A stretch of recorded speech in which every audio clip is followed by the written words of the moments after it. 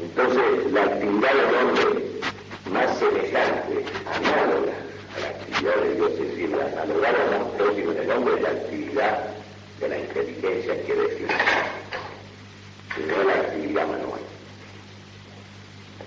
Y sin embargo, se hace la demagogia para traerse que se atrae al mundo obrero, que se apartó de Dios, mostrándole que Cristo era obrero.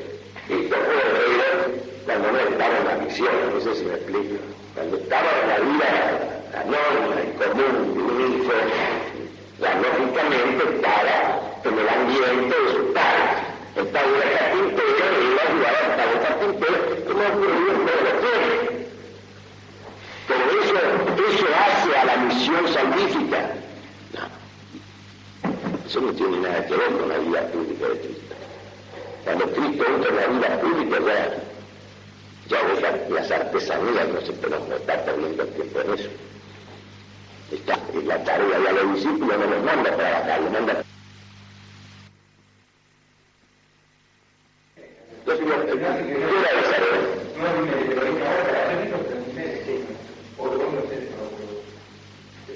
¿Qué hace la actividad cuando empieza?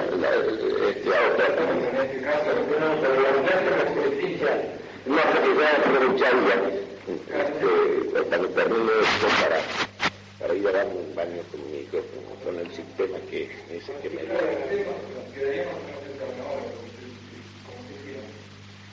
Claro, porque si duramos hasta las 10 o 9:30, ¿no?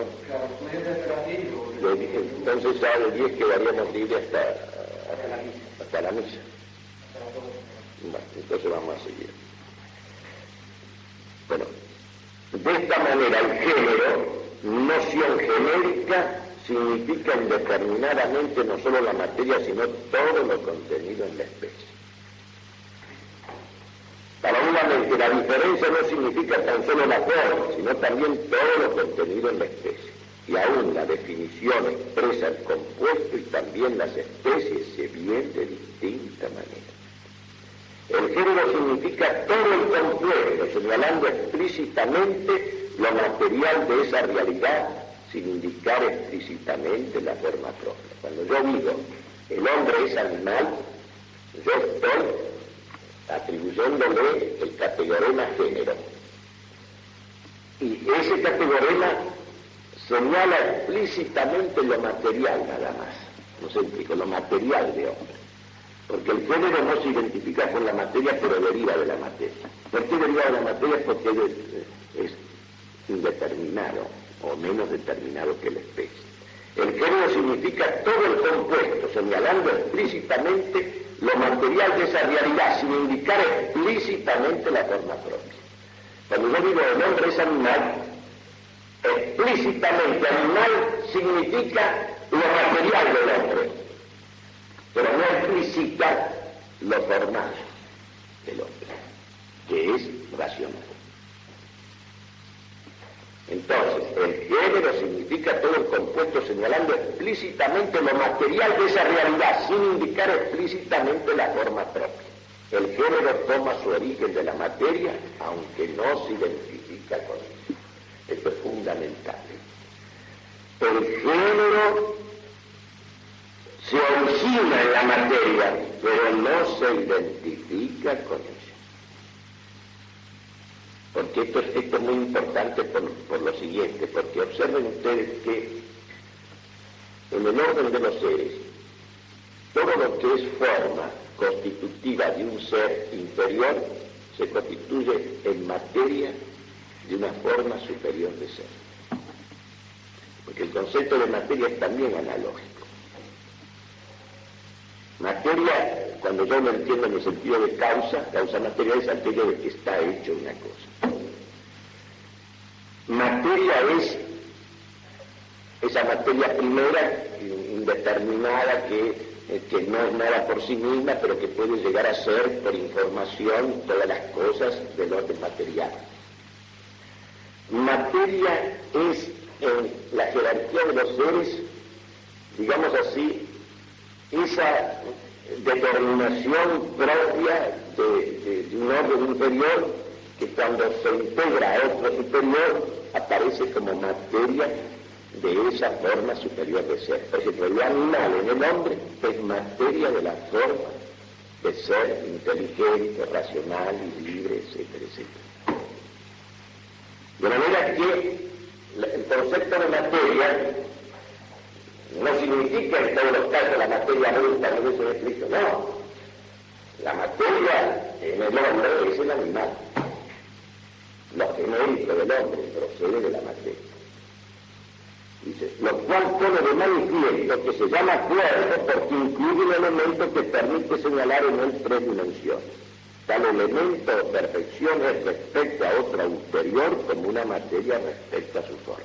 Esas tres dimensiones que circunscriben el cuerpo es materia con respecto al alma que anima el cuerpo, no sé si me explico, es materia de esa alma que anima el cuerpo.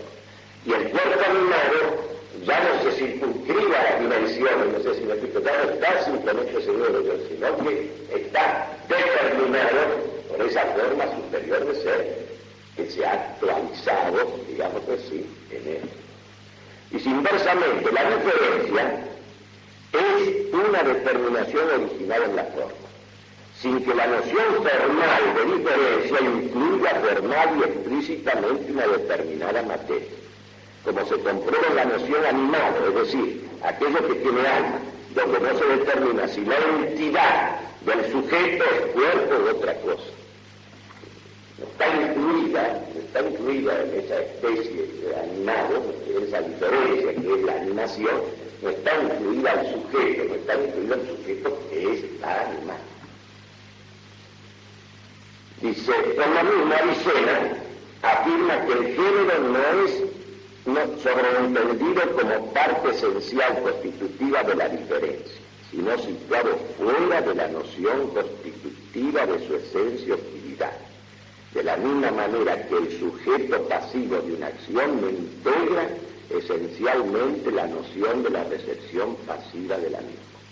Claro, porque, digamos así, dice, el género no es sobreentendido como parte esencial constitutiva de la diferencia. En la diferencia racional no está contenido, en la especie sí, pero en la diferencia racional no está contenido animal. Porque puede ser racional, puede ser inteligente y no ser animal. Ser un ángel. Es una inteligencia angélica. Así como puede ser, digamos así, que en la diferencia, en el concepto de la diferencia, no está constituido ahí el elemento genérico, no está constituido. En la especie sí, porque la especie incluye al género e incluye a la diferencia. Como hombre incluye a animal e incluye a racional. Dice, esto justifica que hablando con propiedad, según lo nota el filósofo en el libro tercero de la metafísica y en el cuarto de los tópicos, el género no sea predicado de la diferencia, solamente a la manera como el sujeto es predicado de la recepción pasiva o accidente pasión. En cambio, la definición o especie incluye a ambos, a saber, una determinada materia designada por el género y una determinada forma expresada por la diferencia. El hombre, animal, es una determinada materia designada por el género animal. Es decir, animal se refiere a la parte material del hombre. Y una determinada forma expresada por la diferencia racional. Pero yo a racional no le puedo explicar que racional es animal. ¿Sí? Porque el género animal no está de ninguna manera comprendido en la diferencia racional. Esto es importante, la inversa sí se puede decir, animal, el animal es racional en el hombre. Pero yo no puedo decir que racional es el animal. Puedo decir que algunos animales son racionales, los hombres. De lo dicho se desprende por qué el género, la especie y la diferencia proporcionalmente se relacionan a la materia, a la forma y al compuesto físico natural. El género deriva de la materia. La diferencia deriva de la forma. La especie, el compuesto de ambas, del género y de la diferencia.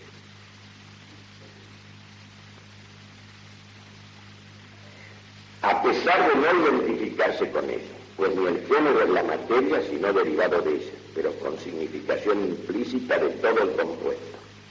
El animal está en todo el hombre. Ni la diferencia es la forma, sino derivada de ella, pero significando implícitamente todo el compuesto. Es decir, racional está en todo el compuesto que es el hombre. Animal está en todo el compuesto que es el hombre. Animal procede de género, procede de la materia. Racional es diferencia, procede de la forma. La especie procede de la forma y de la materia, es decir, que incluye la forma y la materia. No entiende bien, doctor. Usted dice que el ser racional está ya dentro del género. Indeterminadamente. Y el otro lado, lo racional. No es el ser racional, la especie que incluye la diferencia. Es decir, dentro del género están todas las especies, incluidas indeterminadamente. Precisamente, pero en la diferencia específica como tal no está incluido el género. Porque el género puede ser otro, no se explica el sujeto de esa diferencia, esa diferencia puede integrar una especie con otro género que no sea el género animal. Por ejemplo, racional, inteligente puede ser algo de un sujeto que es el ángel y no el hombre. Y lo mismo el animal. El animal puede ser inteligente y no lo puede ser. Claro. El género animal incluye indeterminadamente todas las especies que están contenidas en ese género. Como materiales. Claro, no como materiales, como especies. Ahora, la especie, además del género, necesita una determinación que procede de la forma y no de la materia, que es la diferencia específica. Y que es lo que... Por eso, ¿por qué decimos que la especie está contenida indeterminadamente en el género? Es decir, el hombre está contenido indeterminadamente en el género animal. Porque en el género animal falta la determinación que hace que el hombre sea hombre, no sé si me explico. Por eso decimos que sí, constituye, digamos así, dentro del género están todas las especies, pero en la extensión del género están todas las especies, pero no está en la diferencia específica que procede de la forma, no está incluido el género. Al revés. Por ejemplo, la diferencia, la forma, por ejemplo, un animal puro de un solo, ¿qué sería? El instintivo, como... Claro, digamos, la determinación propia del animal, lo que sería la diferencia específica del animal con respecto al vegetal. Por ejemplo, ¿cuál es el género común a animales y vegetales o plantas? Que es ser viviente.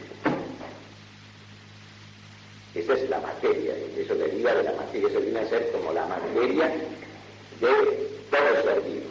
Ahora, la diferencia específica en este caso, en relación a ser viviente de vegetal y animal, es que la vida vegetal se caracteriza, tiene como propiedades la reproducción, el crecimiento, la nutrición, el crecimiento, la reproducción. En el animal, esas determinaciones constituyen la materia de que está hecho el animal, en el cual se da como diferencia, digamos, propia del animal, propia vamos a llamar, el género animal. En este caso son como géneros menores con relación a ser viviente, animal y planta. Se da la vida sensitiva y la vida apetitiva instintiva. Entonces, la vida sensitiva y la vida apetitiva constituyen una forma superior de ser a la vida vegetativa, que es como la materia de la vida animal. Es decir, que la vida vegetativa está incluida como materia de la vida animal. Y la vida animal, que incluye la vegetativa y que incluye también lo mineral, es como materia de la vida superior de la inteligencia, del alma inteligente. Entonces, el género, por ejemplo, el género del animal... El género, hay que siempre pensar que género y especie, el género es un concepto relativo, por eso se dice género próximo y género remoto. Por ejemplo, el género del animal sería ya la planta... No, el género del animal, el que corresponde al animal sería el viviente, que se especifica en vida vegetativa y vida animal, y vida racional. ¿No ayudaría mucho que hagamos el árbol porfirio? Claro, sí, puede ayudar, porque el árbol del porfirio precisamente establece la escala descendente, digamos así, de los géneros máximos hasta el individuo, pasando por los géneros menores y las especies y las diferencias. Porque lo que pasa es que estos conceptos no son conceptos rígidos, no sé si explicar, ni el concepto de materia, son todos conceptos analógicos que tienen diversidad de significados y de acepción.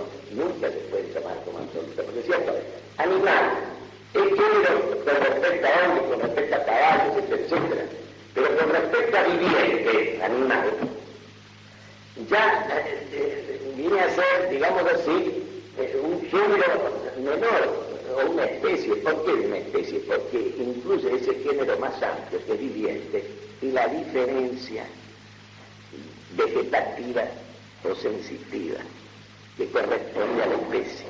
Entonces, nosotros tiene razón, conviene que podemos, el famoso árbol de Porfirio, el punto de partida puede ser el ser. Después está el ser que es sustancia. Después está la sustancia, se ve, ¿no?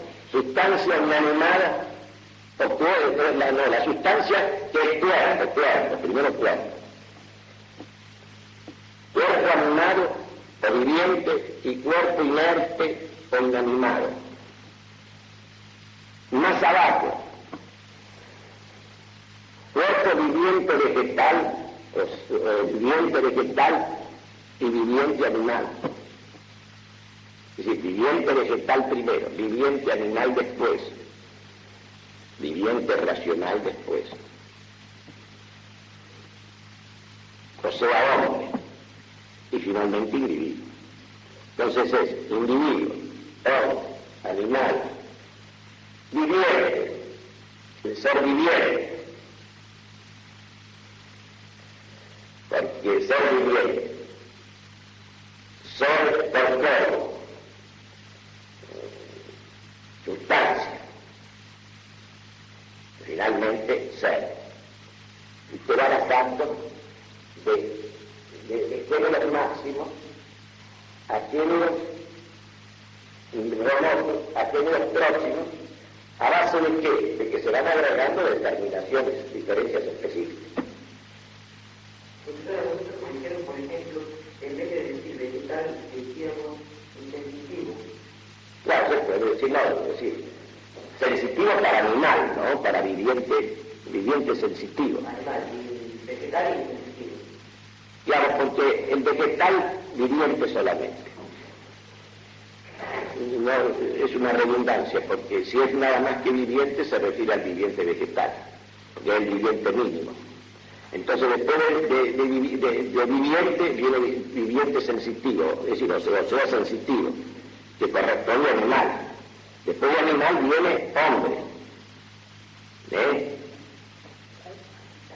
y después de hombre viene el individuo. Viene Juan usted. Por ejemplo, si vamos de abajo para arriba, aquí está, el individuo Juan, perdónenme, la especie hombre. Luego, una especie más genérica, un género no determinado que es sensitivo. Luego está viviente. Luego está cuerpo. Luego está sustancia. Y luego está ser. Hasta podríamos agregar entre sustancia y ser algo. No sé si me explico. Entonces, el género máximo es ser, el más común de todos, el más extenso de todos y el menos determinado de todos. Se contrae a cosa o algo, se contrae a sustancia, se contrae al cuerpo, se contrae al viviente, se contrae al sensitivo, se contrae al racional, y de ahí llegamos al individuo.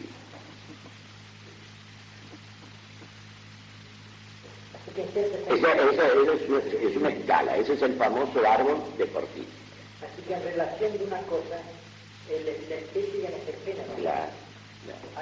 Tiene valor genérico. Porque en el animal es especie, y en el hombre... Por eso se dice que animal es género próximo de la especie hombre. Y viviente es género de hombre también, pero un género más remoto. Ahora, animal respecto de viviente es especie. Es especie. Ese es el problema. Pero viviente, respecto de cuerpo, que puede ser animado o inanimado, es especie. Profesor, y aquí podríamos poner, por ejemplo, el del ángel, ¿dónde podría?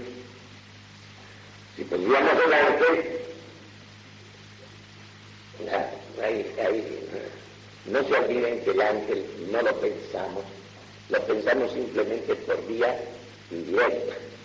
Tendría que estar antes de ser en sustancia, como ser No, porque acá el ser es el más vacío de todos los conceptos, por eso abarca todo, porque este es el concepto genérico de ser, no es el concepto trascendental del ser, el concepto metafísico de ser en tanto que ser. Entonces habría que ubicarnos entre los racionales, entre los inteligentes. Habría que hacer tendríamos que hacer así como digamos, está el racional, el inteligente carnal y el inteligente separado. Estaría ahí abajo de todo. el género del ángel, ¿cuál sería? El ángel es uno. No se puede dar, porque no es material. Claro, porque nosotros, el ángel, en el ángel no hay nada más. Cada ángel es, como podríamos decir, la especie entera. No sé si cada ángel no hay una multitud de individuos dentro de una especie, no sé si explico como si los ángeles fueran como el hombre. El ángel es singular, es único. Y él no se multiplica. No podemos ponerlo, por ejemplo... Además no conviene que especulemos mucho sobre, porque, perdonen eso, de la inteligencia angélica, por la razón sencilla de que nosotros, de lo inmaterial puro, tenemos que hablar a través de lo material. Por analogía. Por analogía, aproximativamente. Entonces, yo diría, ¿dónde influye el arte? Entre los seres inteligentes. No diría racionales porque la razón involucra un poco la inteligencia abstractiva y discursiva, ¿no es cierto? Diría inteligente, es decir, en la última, después de viviente, vendría sensitivo, vendría inteligente, y ahí entre los inteligentes habría una bifurcación. No sé si me explico esto. Habría dos clases de inteligentes entre las criaturas. El inteligente, que es inteligencia carnal, no sé si explico, y el inteligente separado, ¿no? Es decir, el ser inteligente que tiene una existencia totalmente independiente de la materia. Que es el ser angélico. Digamos, la paradoja de que los ángeles y Dios, que son los grados superiores del ser, que por sí mismos son más asequibles de la inteligencia, sin abstracto, son para nosotros los más difíciles de conocer. Los más ocultos, los más remotos, a los cuales nos tenemos que aproximar. Fíjense la importancia de la analogía, es lo único que nos permite en realidad sobrepasar el mundo de los seres materiales. Es por vía analógica, porque la negación es una forma de analogía, es como un contraste. Ahora la gente que no no se podría como hablar de las cosas de Dios de otra manera que por analogía, no hay otro modo. Por eso tiene tanta importancia acá, el problema no está en saber, digamos así, que yo pueda repetir que la especie. El problema es que cuando yo estoy hablando, o estoy discurriendo, estoy conversando, empleo adecuadamente cada una de las categorías del pensamiento, que corresponde a cada una de las categorías de determinaciones del ser, y que en cada caso la aplique correctamente, propiamente, adecuadamente, precisivamente. Porque, por ejemplo, cuando Descartes redujo el cuerpo a la extensión, resulta que agotó la sustancia cuerpo, la agotó en su primer accidente. Y de ahí trajo una complicación que dura hasta el día de hoy en la psicología. Doctor, es cierto lo que dijo Maricé con respecto a Descartes, del pecado de Angelica, Claro. porque Descartes destruye uno de los primeros principios de la filosofía tomista, que es que todo lo que está en la inteligencia viene de la utilidad. y que los sentidos mucho más aún por criterio de verdad del conocimiento. En cambio, Descartes dice que por los sentidos, él pasa el principio que dice que Él dice que el sentido es un pensamiento confuso, la sensación es un pensamiento confuso, y no es verdad. La sensación en lo suyo es ser confusa. La sensación en lo suyo es una evidencia. No sé si me explico, si yo veo azul, ese azul no es una cosa evidente, a menos que yo tenga en forma de daltonismo la vista, ¿no? Entonces a lo mejor lo veo rojo, pero me rectifican los que ven bien, no sé si... cuando tiene el argumento, por ejemplo, el caso, por ejemplo, cuando uno pone un lápiz en el agua, que se tuerce. claro, se puede producir un fenómeno, creo que de extracción de la luz. Entonces dicen que, en este caso, dice... Percepción errónea. No se da, No se da la evidencia. Porque los sentidos se están engañando. No, los sentidos no nos están engañando. Los sentidos nos están reflejando verdaderamente lo que se está conociendo. Es decir, lo que se está manifestando ahí. Lo que pasa es que yo estoy interpretando. Lo que pasa es que la gente se olvida que la percepción es un juicio implícito. Nosotros cuando percibimos juzgamos. No es un juicio más bien vivido que reflexivamente asumido. Y entonces por eso podemos equivocarnos, por eso hay percepciones falsas y verdaderas, hay ilusiones y hay inclusive alucinaciones, pero no porque los sentidos nos engañen, no son ellos que nos engañan, de ninguna manera. Si yo veo verde ahí en la hoja de ese árbol, ese verde está ahí, no hay ninguna duda. Lo que pasa es que la sensación y la percepción sensibles tienen determinadas condiciones que le imponen la participación de los materiales, de los corpóreos en ellos. Entonces, yo para ver bien tengo que estar a cierta distancia, no sé si me explico, tiene que haber una determinada luz. Es decir, tiene que haber una serie de condiciones que no entran. Por eso Aristóteles advirtió que la actividad de la inteligencia era más libre y soberana, más independiente de las condiciones de la materia, pero la actividad de los sentidos y la percepción no carece de objetividad, no sé si me explico. Solo que es una objetividad condicionada, relativa, no sé si me explico, que implica una cantidad de condiciones que se tienen que cumplir. Yo necesito una determinada luz para ver bien, pero si la tengo, veo bien. Yo necesito estos cristales para ver bien. Ahora, ¿en qué consiste que si los cristales no veo bien? Para ver bien nítidamente las cosas como se me presentan, necesito estos cristales.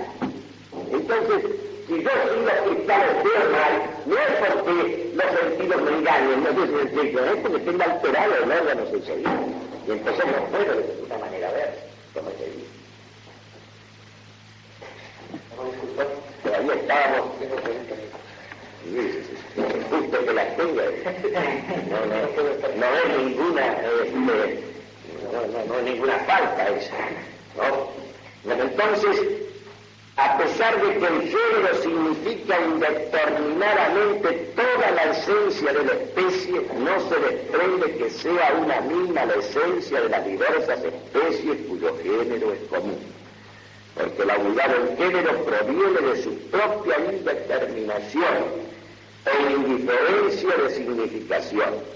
Indeterminación entendida no como si lo expresado por el género fuese una naturaleza numéricamente una en las diversas especies a la cual se añade otra realidad que hace de diferencia determinante, como la forma determina la materia numéricamente una, sino que el género significa una forma, pero no determinadamente es aquella. Animal significa una forma que es común, digamos así, una determinación común a una multitud de especies, solo que no se refiere, digamos así, expresamente a ninguna de ellas. las abarca todas. Por eso, en lógica, el género es un concepto más extenso y menos comprensivo que el concepto de especie.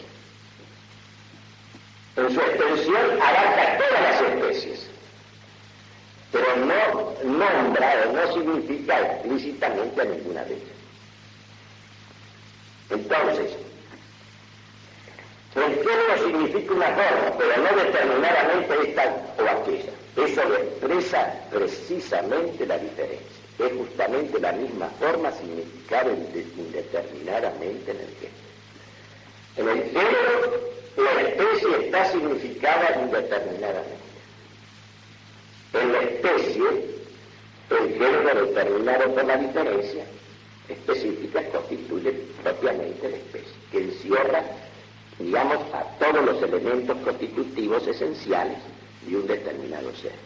Acá hay una referencia al problema de, por ejemplo, el error que ocurrió a Berroes precisamente, de creer que, partiendo de que el entendimiento, digamos así, yo lo considero en el pensamiento, como, digamos así, aquella diferencia común, o aquella distinción común a todos los individuos que son hombres, él atribuyó un solo entendimiento.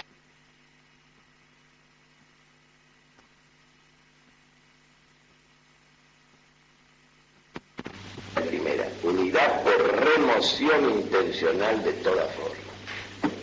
La materia es primera, es una, pero es una negativamente, porque es absolutamente indeterminada.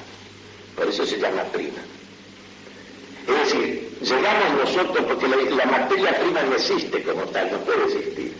Porque para existir tiene que tener alguna forma, tiene que tener alguna determinación. Entonces, ¿cómo llega la existencia a la idea de materia prima? Por remoción, es decir, prescindiendo mentalmente de todas las determinaciones, de todas las formas. Así se llega a la idea de una especie de barro primitivo, original, vamos a decir así, que no es nada determinada, pero que es la materia de que están hechas todas las cosas que son algo determinado.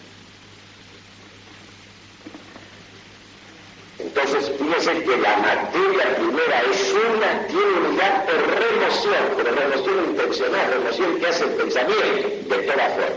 El género, en cambio, no es por la indeterminación de la forma incluida.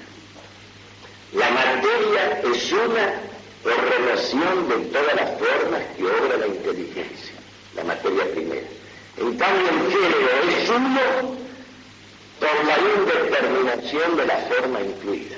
Es decir, en el género están incluidas las especies, pero están incluidas indeterminadamente. Animal nombra todas las especies que son animales, en forma indeterminada, no nombra esta o aquella.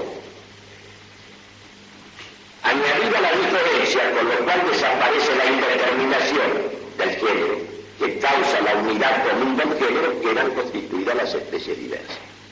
Cuando añadimos la diferencia, entonces el género asume la determinación o explicita la determinación, y entonces desaparece su indeterminación y por lo tanto su carácter común. Porque ya el género animal, cuando yo le agrego explícito racional, ya no nombra nada más que a la especie hombre, y quedan excluidas todas las otras especies que pertenecen al género común. Ahora, ¿cuál es el vicio en que incurrimos muchas veces? Que sobre la base de que el género es común, concluimos que seres que incluyen una esencia, una diferencia específica, constitutiva de ellos, aunque pertenecen a ese género, atribuimos que son lo mismo. ¿Cómo se ha llegado a la idea de que el hombre es un animal más?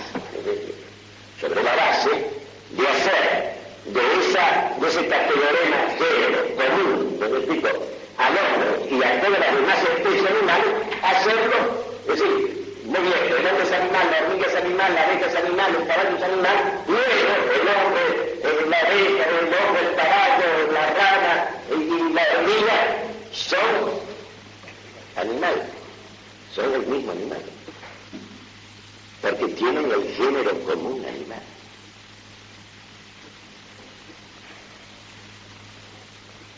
Añadida la diferencia por la cual desaparece la indeterminación que causa la unidad común del género, quedan constituidas las especies diversas. Se dijo anteriormente que la naturaleza específica es indeterminada respecto al individuo. Claro, la naturaleza específica hombre es indeterminada con respecto a cada uno de nosotros. Por eso en cada uno de nosotros esa naturaleza específica está realizada distintamente y con un peso ontológico distinto. Se dijo anteriormente que la naturaleza específica es indeterminada respecto al individuo, como la naturaleza genérica respecto a la especie, y así que la noción genérica, en cuanto se aplica a la especie como predicado, animal a hombre, incluye en su significación, aunque indeterminadamente, todo lo que está determinadamente en la especie. De la misma manera, la noción específica, en cuanto se aplica al individuo como predicado, expresa todo lo que esencialmente está en él, aunque lo expresa, esto es fundamental, aunque lo expresa indistintamente. La especie hombre expresa de cada uno de nosotros, significa de cada uno de nosotros, todo lo que está en nosotros. Esencialmente, es decir, todo lo que esencialmente está en cada uno de nosotros, individuos que somos hombres, está significado por la especie hombre, pero está significado indistintamente. Miren la importancia que tiene esto. Porque si yo me atengo a esto, jamás confundiría un hombre con otro hombre. No lo confundiría en el ser o en el valor. No los confundiría. Porque la especie está entera en cada uno de nosotros. Es decir, lo que esencialmente es cada uno de nosotros está significado por la especie hombre, pero indistintamente. Así como en el género están incluidas todas las especies, pero indistintamente. Es decir, en el género animal está hombre, está caballo, está perro, está hormiga, pero están incluidos indistintamente. Y mucho más indistintamente están incluidos en la especie de los individuos que son hombres. Esto sí que vale la pena remarcarlo. De la misma manera, la noción específica, en tanto se aplica al individuo como predicado, hombre, a Juan, expresa todo lo que esencialmente está en Juan, aunque indistintamente. ¿Por qué? Porque expresa en común, expresa lo común, no lo distinto. Hombre expresa lo común, la esencia constitutiva común de cada uno de nosotros, pero la expresa indistintamente. Porque esa esencia en cada uno es distinta y distinguida. Fíjense si no tiene la trascendencia de la esencia. Es fundamental. Porque la esencia, al existenciarse en el individuo, al realizarse en el individuo, al actualizarse en el individuo, adquiere su máxima distinción. Y esa distinción no está significada en la especie hombre. Está significada en la esencia, pero la esencia desindividualizada, arrancada, por así decirlo, intencionalmente, mentalmente, de su existir individual y concreto. Y está puesta en un modo de existir intencional, abstracto, común. Y entonces, claro, ella nombra toda la esencia de cada uno de nosotros, pero la nombra indistintamente. No nos olvidemos de esto. ¿Bien? Si ya está risa, déjeme la última cosa. En este sentido, la esencia de la especie se expresa en el término hombre. Por lo mismo, la noción hombre puede ser predicada en un sujeto individual, Sócrates. Puede ser predicado en un sujeto individual, Sócrates. Pero no nos olvidemos, categoría especie. Cuando yo se lo predico al individuo, dice toda la esencia que lo constituye a él, pero no la dice distintamente, sino indistintamente. Ahora, el pasaje de indistinto a distinto, ahí está el quid de la cuestión. Ahí está el peso óptico de cada ser en su verdadera dimensión real. ¿A dónde está el error? En la transposición del plano intencional del pensamiento al plano concreto de la existencia.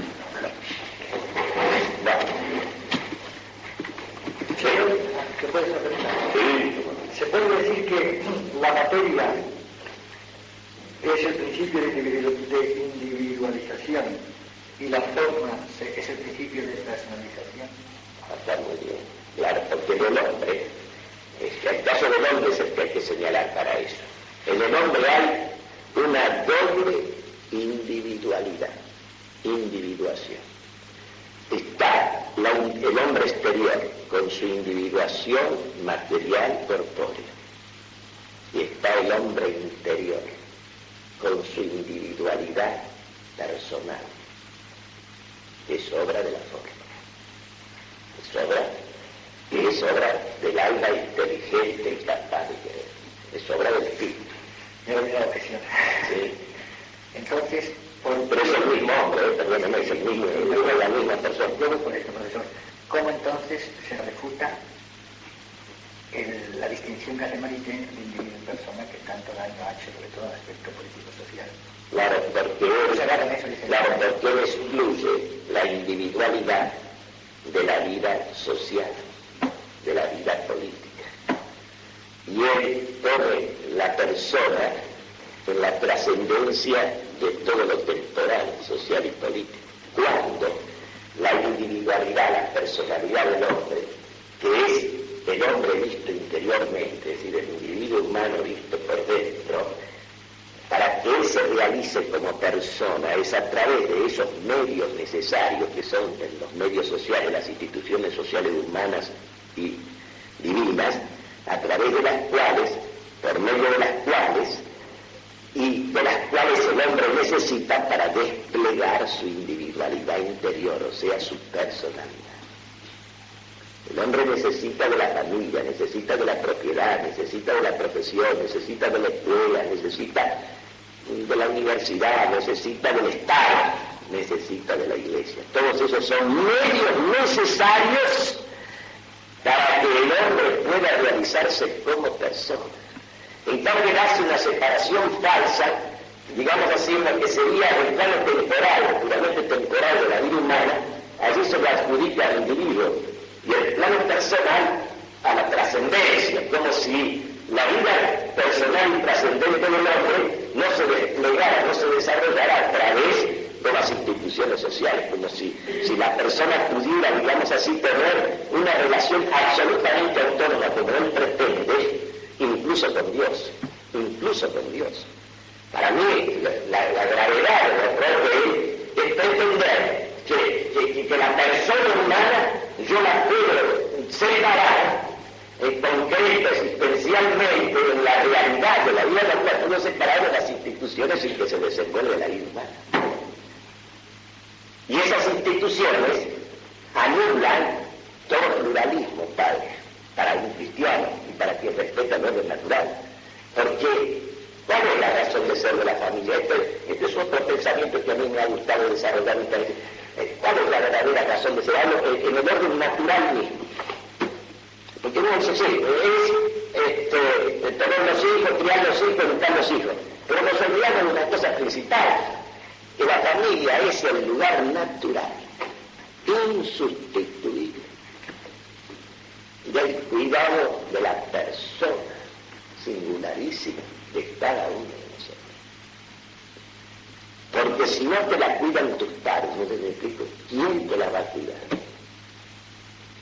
Es el lugar precisamente lo que le está confiado a los padres al género y a la especie, que es lo que hemos tratado esta mañana. El género, es decir, este categorema, este predicable, esta intención lógica, tiene unidad por negación o indeterminación. fíjense bien, el género tiene unidad por negación o indeterminación. Porque el género, por ejemplo, el género animal o el género sustancia corpórea abarca una multitud de especies. Pero para abarcar esa multitud de especies, para nombrar esa multitud de especies, lo hace de un modo indeterminado, negativamente. No está explicitado en el género la especie. Además, cada especie supone una diferencia específica, de manera que el género no nombra así a todas las diversas especies, cada una de las cuales se distingue de la otra, y se distingue esencialmente.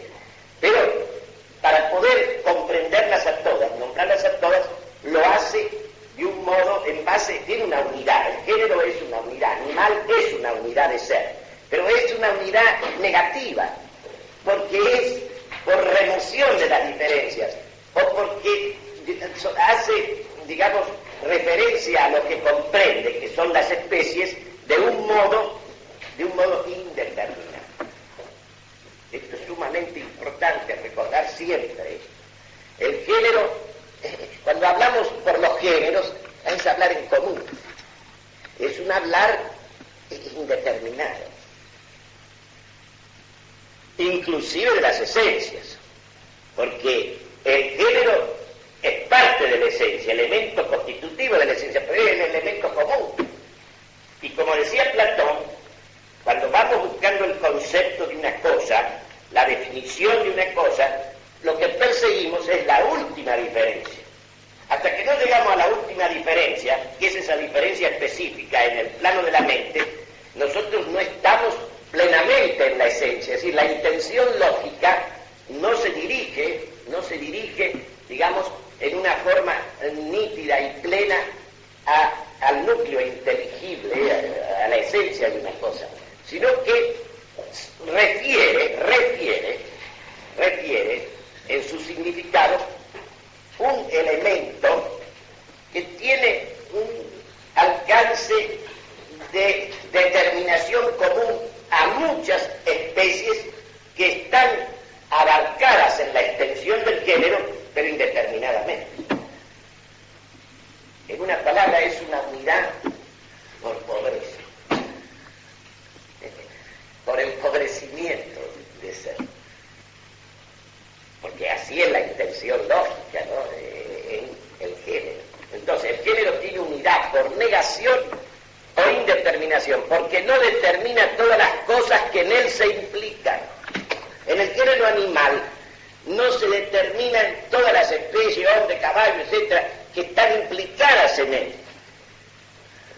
Cuando yo simplemente predico el género, predico algo que es común a muchas especies, pero la distinción de cada una de ellas está anulada. Y es por esa anulación, por esa negación, por esa indeterminación, que tiene unidad. No es unidad afirmativa, es unidad negativa, la del género. Una noción genérica no contiene una sola y determinada naturaleza. Es decir, una noción genérica no contiene nunca una sola y determinada esencia, sino a muchas esencias, pero las contiene de un modo indeterminado. Como el animal, están todas las especies animales, inclusive el hombre, pero están como ahí, indeterminadamente. Una noción genérica no contiene una sola y determinada esencia, sino muchas, pero indeterminadas. Pueden varios sujetos tener un mismo género, sin que tengan una misma naturaleza o esencia. El caballo y el hombre y el pez pertenecen al mismo género animal, y sin embargo tienen naturaleza o esencia diferente. Precisamente porque se ha hecho la confusión a través del evolucionismo. Precisamente porque se ha absorbido, digamos, la naturaleza que diferencia el hombre, por ejemplo, de los mamíferos superiores, de los monos, o del caballo, de lo que fuere, se ha anulado la diferencia específica y nos hemos quedado nada más que con el género animal. Y a ese género animal le hemos dado valor de referencia o de significación de la naturaleza de los seres, comprendidos en el género, que son las diversas especies. Pero esas diversas especies son de esencia y de naturaleza, de actividad distinta, a pesar de que una parte de la esencia sea en común.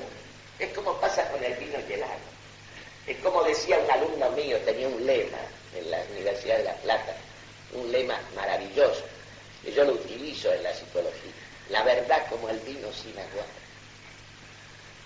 La verdad como el vino sin agua. Porque fíjense que el vino tiene agua, pero el vino es vino cuando es vino puro. Cuando empieza a ser alterado, hasta en su misma sustancia, cuando usted le va echando más agua de la que corresponde. Mejor dicho, el agua se la pone Dios, no se la pone uno. Entonces, cuando uno interviene, entonces agua el vino. Y el vino deja de ser vino, se corrompe. Se corrompe su sustancia. Por eso, a pesar de que están implicados los seres unos en los otros, el camino de la inteligencia es siempre en la dirección de la última diferencia, porque allí está la esencia. De manera que mientras yo estoy en el plano genérico, mientras yo me muevo en el género, yo no estoy delante de la esencia de ningún ser propiamente dicho. Porque hace falta la diferencia específica. Pueden varios sujetos tener un mismo género sin que tengan una misma esencia. La proposición Juan, individuo, Juan, que es el individuo, es hombre, que es la especie. El predicado hombre se puede analizar del siguiente orden. No. Hombre es un sujeto que tiene humanidad. La diferencia que hay entre hombre y humanidad, aunque los dos términos, los dos conceptos, se refieren a la esencia de hombre, implican una distinción. Porque humanidad es la forma desprendida de toda materia, es decir, pensado en la intención lógica sin materia. Entonces tiene razón de parte del hombre. Es parte del hombre también. Porque el hombre, especie hombre, es el sujeto que tiene humanidad. Por eso yo humanidad no se la puedo predicar a Juan y a Pedro. No puedo decir Juan es humanidad, pero puedo decir Juan es hombre. Porque la noción de especie refiere íntegramente, totalmente, la esencia de hombre. Casi diría, aunque es siempre algo abstracto, se refiere concretamente a cada individuo que es hombre. Por eso se lo podemos predicar. Es el todo que se predica al todo. Es decir, en el individuo hay todavía algo más que su esencia, que son las notas individuantes, sus condiciones singulares, de las cuales abstrae la mente para alcanzar el concepto de la especie. Pero podemos decir Sócrates es hombre o Juan es hombre, ¿por qué? Porque la especie refiere, es decir, el contenido, los elementos constitutivos de la noción específica de especie son la materia y la forma. La materia, digamos, abstraída de sus notas individuantes, la materia sensible, pero la materia. En cambio, cuando yo digo humanidad, fíjense que para poder atribuir humanidad a Juan tengo que decir, Juan es alguien o un sujeto que tiene humanidad. No puedo decir Juan es humanidad, porque humanidad tiene razón de parte, es una abstracción sobre la abstracción hombre. Abstraemos aquella forma por la cual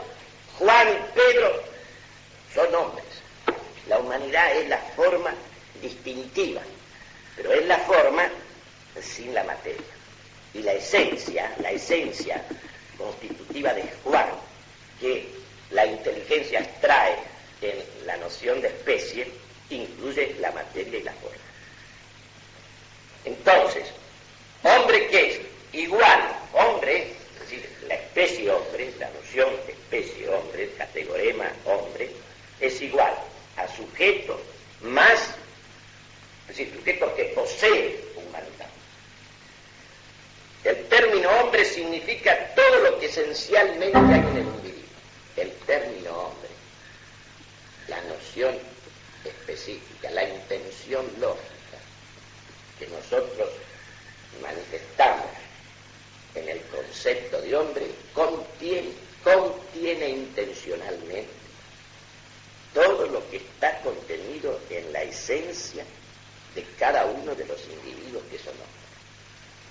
Lo único que no está contenido en esa esencia es justamente lo que individualiza, las notas individuales, la materia determinada, asignada, no sé si me explico.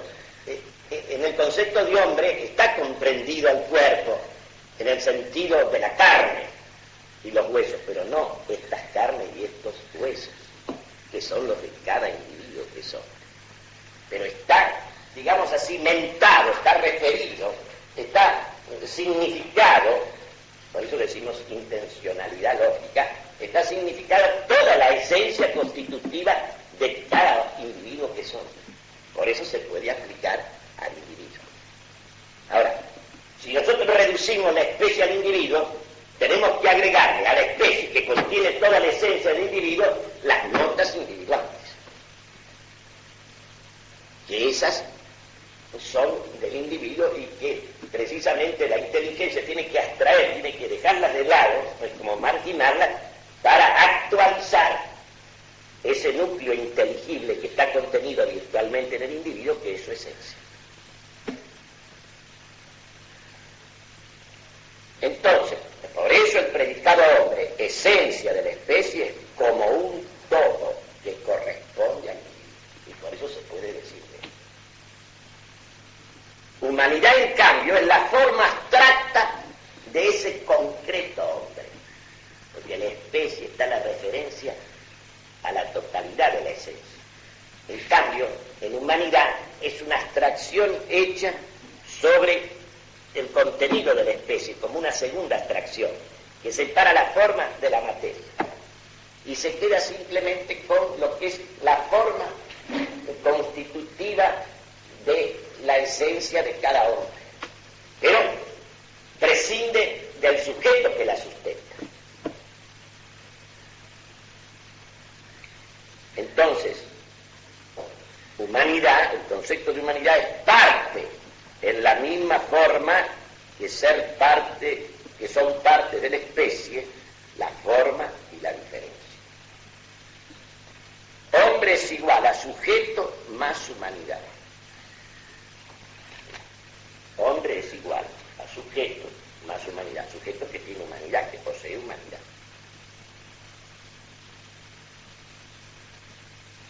¿Qué nos muestra esto? Simplemente lo siguiente, que es lo que interesa, la alteridad, la diversidad de las intenciones lógicas. Hay una riqueza enorme, que es como un testimonio de la inmaterialidad del alma, esta flexibilidad que ella tiene, de abstraer, abstracción total, abstracción formal, de actualizar el núcleo inteligible o tal o cual aspecto o tal o cual elemento. Tiene todo este poder. Ahora, la abstracción, que es la vida misma de la inteligencia, y que en realidad tiene razón Maritain, no me acuerdo si he logrado saber o dónde dice, negar la abstracción es negar la condición del hombre. Si nosotros negamos esta operación fundamental de la inteligencia, que es la vida de la inteligencia, nosotros estamos negando al hombre, porque estamos negando su naturaleza racional. Este es el asunto. Por eso, ahora, la abstracción tiene una limitación. Por eso nuestra inteligencia es inferior a la de los ángeles. no necesitan atraer de los sentidos corporales que por otra parte no los tienen. En cambio nosotros, digamos así, por ser inteligencia, la culminación de la inteligencia es la contemplación del ser. Esa es la culminación. Pero la contemplación nosotros no la tenemos en una visión directa. Y cuando la tengamos, supuesto que Dios en su infinita misericordia, en fin, nos dé paso hasta Él, entonces vamos a tener la visión, pero en la luz de Él. Ese es el asunto, lumen gloria. Ahí vamos a tener la visión de Dios. Pero no lo vamos a ver propiamente, digamos, sí, lo vamos a ver con nuestra inteligencia, pero remontada, realzada y elevada a la luz misma de Él. Entonces, claro, entonces vamos a ver a Dios. Y aún allí se mantendrá la individualidad intransferible de cada inteligencia. Y no todos los bienaventurados ven a Dios igual. Ven a Dios, eso no hay duda. Lo ven cara a cara, pero les pasa como nos pasa a nosotros frente a una cosa. Uno la ve más que otros. Ven lo mismo, pero la ven más diferenciada, más detallada, con más nitidez.